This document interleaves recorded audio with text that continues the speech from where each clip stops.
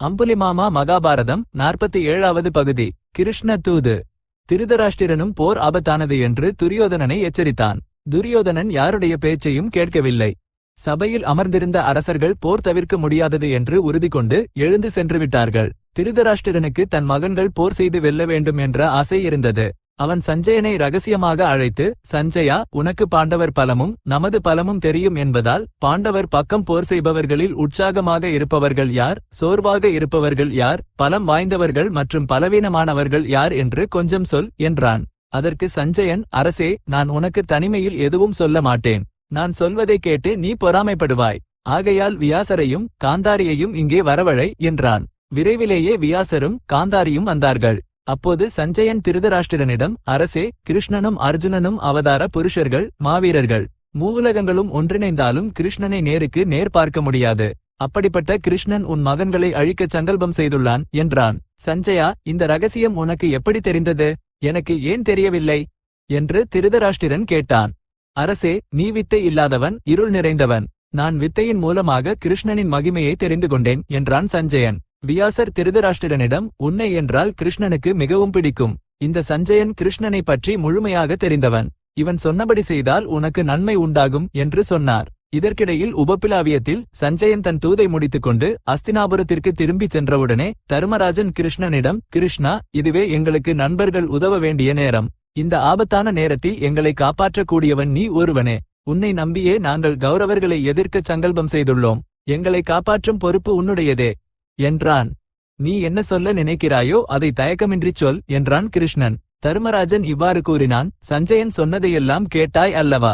திருதராஷ்டிரன் சொல்லச் சொன்ன வார்த்தைகளையே அவன் சொன்னான். அந்த வயதான கஞ்சன் எங்களுக்கு ராஜ்யத்தை கொடுக்காமலேயே எங்களிடமிருந்து அமைதியை விரும்புகிறான். திருதராஷ்டிரனின் நேர்மையை நம்பி நாங்கள் கொடிய வனவாசத்தை அனுபவித்தோம்.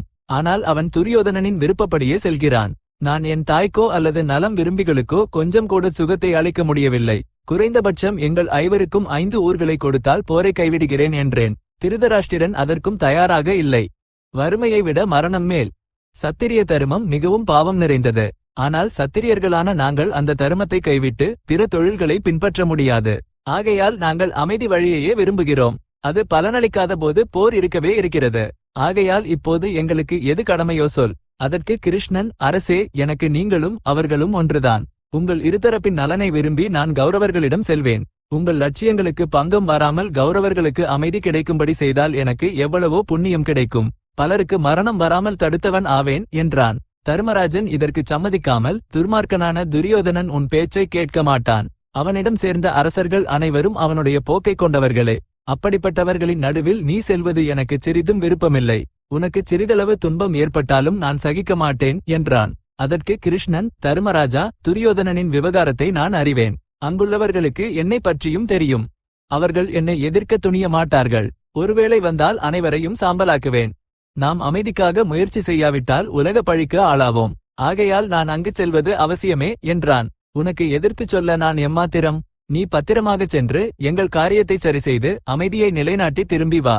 அவசியத்திற்கு ஏற்ப மென்மையாகவும் கடுமையாகவும் பேசு. நீ என்ன சொல்ல வேண்டும் என்று உனக்கு நான் சொல்ல வேண்டுமா என்றான் தருமராஜன். அதற்கு கிருஷ்ணன், தருமராஜா, நீ தருமத்தை ஆசிரியத்தாய். கௌரவர்கள் பகையை ஆசிரியத்தார்கள். சத்திரியன் வெற்றி பெற்றாலும் மரணமடைந்தாலும் போர் செய்வதே அவனது தருமமே தவிர பிச்சை எடுப்பது அல்ல. அவர்கள் பல நண்பர்களை நீண்ட காலமாக சேர்த்துக்கொண்டு பலவான்களாக இருக்கிறார்கள். அவர்கள் அமைதிக்கு ஒப்புக்கொள்வார்கள் என்று நினைக்காதே. நீ மென்மையாக காணப்படும் வரை அவர்கள் உன் ராஜ்யத்தை அனுபவித்துக் கொண்டே இருப்பார்கள். உனக்கு செய்த துரோகங்களுக்காக அவர்கள் கொஞ்சம் கூட பச்சாதாபப்படவில்லை. அவர்கள் மீது நீ இரக்கம் காட்டாதே. நீ திருதராஷ்டிரனையும் பீஷ்மரையும் நினைத்து பக்தி பாவம் காட்டுவது எனக்கு கொஞ்சம் கூட பிடிக்கவில்லை. நான் சென்று கௌரவ சபையில் அனைவரின் தவறான எண்ணங்களையும் அகற்றி உன் தரும புத்தியை அனைவருக்கும் புரியும்படி செய்வேன்.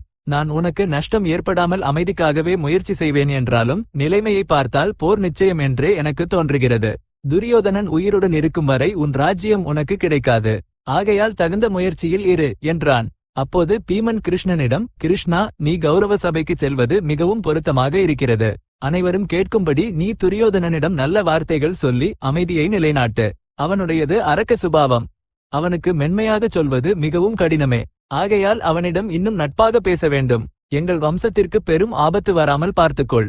எனக்கோ தருமராஜனுக்கோ அல்லது அர்ஜுனனுக்கோ போர் ஆசை இல்லை. நாங்கள் அமைதியையே விரும்புகிறோம் என்றான். பீமன் சொன்ன இந்த வார்த்தைகளை கேட்டு கிருஷ்ணன் திகைத்து போனான். பீமன் இவ்வளவு சாதுவாக எப்போதுமே பேசியதில்லை. பீமன் அப்படி பேசுவதை பார்த்தால் நெருப்பு குளிர்ச்சியாக இருப்பது போல் தோன்றியது கிருஷ்ணனுக்கு. அவன் பீமனை தூண்டிவிடும் நோக்கத்தில் இவ்வாறு கூறினான். பீமா, போர் என்றால் உற்சாகம் கொள்பவன் இப்படி சோர்ந்து போய் பேசுகிறாயே என்ன? திருதராஷ்டிரனின் மகன்களை கொல்லும் நோக்கத்தை கைவிட்டு விட்டாயா? துரியோதனனை எப்போது கொல்வேன் என்று இரவும் பகலும் தவித்தவன் நீ. உன்னை பார்த்தால் உனக்கு பைத்தியம் பிடிக்குமோ என்று தோன்றும். அப்படிப்பட்ட நீ அமைதிக்காக தேடி அலைவது எவ்வளவு ஆச்சரியம்! உண்மை என்னவென்றால் நீ பயந்து விட்டாய். அதனால் தான் அமைதியை விரும்புகிறாய். உன் பராக்கிரமத்தையே நீ மறந்துவிட்டாய். நீ பேசிக்கொண்டிருந்தால் வேறு யாரோ பேசுவது போல் இருக்கிறது. இந்த தைரியமின்மை உனக்கு பொருந்தவில்லை. சத்திரியன் நீ, சிறந்த காரியங்களை சாதித்தவன். உன்னை போன்றவன் தன் திறமையால் சம்பாதித்ததை தவிர வேறு எதையும் அனுபவிக்க விரும்ப மாட்டான். இந்த வார்த்தைகளை கேட்டு பீமனுக்கு மிகுந்த கோபம் வந்தது. அவன் இவ்வாறு கூறினான். கிருஷ்ணா, நான் ஒன்று சொன்னால் நீ வேறு ஒன்று நினைத்து கொண்டாய். எனக்கு போர் என்றால் விருப்பமில்லை என்று எப்படி நினைத்தாய்? இவ்வளவு காலமாக என்னை அறிந்தே இதைத்தானா நீ புரிந்து கொண்டது? என்னை தெரிந்தவர்கள் யாரும் உன்னை போல பேச மாட்டார்கள். சொல்கிறேன் கேள். நானே சொல்லிக் கொள்வது தவறுதான். ஆனால் என் பலமும் வீரமும் இணையற்றவை. என் கையில் சிக்கியவன் உயிருடன் தப்ப முடியாது. போர் நடக்கும்போது என் பராக்கிரமத்தை நீயே பார்ப்பாய். என் உடல் பலம் குறையவில்லை. நான் பயப்படவும் இல்லை. நமது பரத வம்சம் நாசமாவது பிடிக்காமல்தான் நான் உன்னிடம் அமைதி வார்த்தைகளை சொன்னேன். இந்த வார்த்தைகளுக்கு கிருஷ்ணன் சிரித்துக்கொண்டு, பீமா, உன்னை குறை சொல்வதற்காக நான் அப்படி சொல்லவில்லை. உன் சக்திகள் உன்னை விட எனக்கே நன்றாக தெரியும். நான் கௌரவ சபையில் உங்கள் நலனோடு சேர்த்து அமைதியை நிலைநாட்டவே முயற்சி செய்வேன். ஆனால் என் முயற்சி நிறைவேறாவிட்டால் போர் நிச்சயம். அப்போது பாரம் முழுவதும் உன் மீதுதான் இருக்கப் போகிறது. நானோ போரை விரும்ப மாட்டேன். உன் மனதை தெரிந்து கொள்ள விரும்பி அப்படி சொன்னேன், அவ்வளவே என்றான். பின்னர் அர்ஜுனன் கிருஷ்ணனிடம், கௌரவ சபையில் நீ சொல்ல தகுந்ததை தர்மராஜன் சொல்லிவிட்டான்.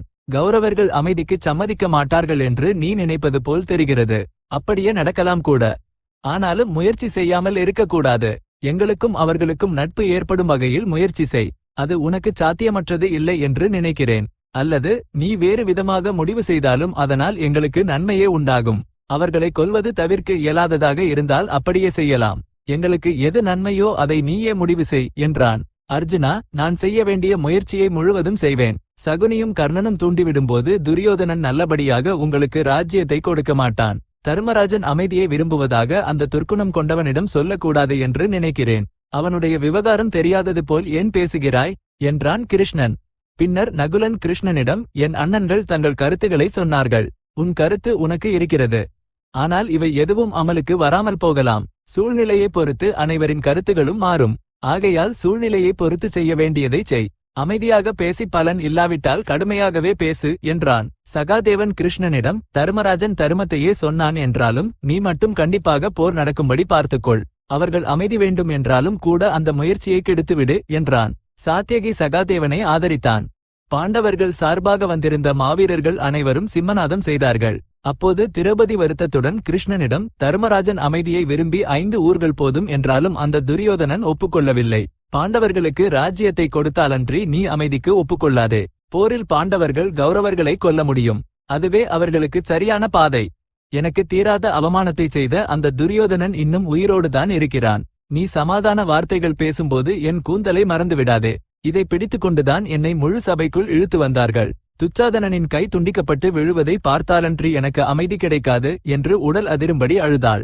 கிருஷ்ணன் அவளை தகுந்த முறையில் தேற்றினான். கிருஷ்ணன் பாண்டவர்களின் தூதனாக புறப்படும்போது சாத்யகியிடம், சாத்யகி, என் ரதத்தில் சங்கும் சக்கரமும் கதையும் மற்ற ஆயுதங்களையும் வை. துரியோதனன் துர்க்குணம் கொண்டவன். அவனை காட்டிலும் துர்க்குணம் கொண்டவர்கள் கர்ணனும் சகுனியும். எவ்வளவு பலசாலியாக இருந்தாலும் எதிரியை பலவீனன் என்று அலட்சியம் செய்யக்கூடாது என்றான். எல்லாம் தயாரான பிறகு கிருஷ்ணன் தன் ரதத்தில் சாத்யகியையும் ஏற்றிக்கொண்டு அஸ்தினாபுரத்திற்கு புறப்பட்டான். பாண்டவர்களும் சேகிதானனும் திருஷ்டகேதுவும் துருபதனும் காசிராசனும் சிகண்டியும் திருஷ்டத்யும்னனும் விராடனும் முதலான அரசர்கள் கிருஷ்ணனை கொஞ்ச தூரம் வழியனுப்பினார்கள். அவர்கள் திரும்பிச் செல்லும் போது தர்மராஜன் கிருஷ்ணனை கட்டியணைத்துக் கொண்டு, கிருஷ்ணா, எங்கள் தாய் குந்தியிடம் நலம் விசாரி. அவள் எங்களை மிகவும் செல்லமாக வளர்த்தாள். எங்களுக்கு எந்த ஆபத்தும் வராமல் 1000 கண்கொண்டு காப்பாற்றினாள். எங்களால் படாத பாடுபட்டாள். எங்கள் அனைவரின் சார்பாகவும் நீ அவளை கட்டியணைத்துக்கொள். அவளை தேற்று. திருதராஷ்டிரனும் பீஷ்ம துரோண கிருபர்களும் பாஹ்லிக சோமதத்தர்களும் அஸ்வத்தாமன் முதலான பெரியவர்கள் அனைவருக்கும் எனது நமஸ்காரங்களை சொல்லி நலம் விசாரி. விதுரனை எனக்கு பதிலாக கட்டியணைத்துக்கொள் என்றான். பின்னர் வழியனுப்ப வந்தவர்கள் அனைவரும் கிருஷ்ணனிடம் விடைபெற்றுக் கொண்டு பின்னோக்கி திரும்பிச் சென்றார்கள். தாரகன் செலுத்தும் கிருஷ்ணனின் ரதம் மிகுந்த வேகமாக பயணத்தை தொடர்ந்தது. கிருஷ்ணன் கௌரவர்களின் ராஜ்யத்தில் நுழைந்து விருகஸ்தலத்தில் அந்த இரவு தங்கிச் செல்ல நிச்சயித்தான். அங்கே அவன் தங்குமிடத்தில் இறங்கியவுடனே அந்த கிராமத்தில் உள்ள பெரியவர்கள் அனைவரும் அவனை பார்க்க வந்து அவனை தங்கள் வீடுகளுக்கு அழைத்துச் சென்று சிறப்பித்தார்கள். கிருஷ்ணன் அவர்களுக்கு தன் தங்குமிடத்தில் விருந்தோம்பல் அளித்து சிறப்பித்தான். அம்புலிமாமா மகாபாரதம் 47வது பகுதி சம்பூர்ணம். இப்போதுக்கு ஸ்வஸ்தி.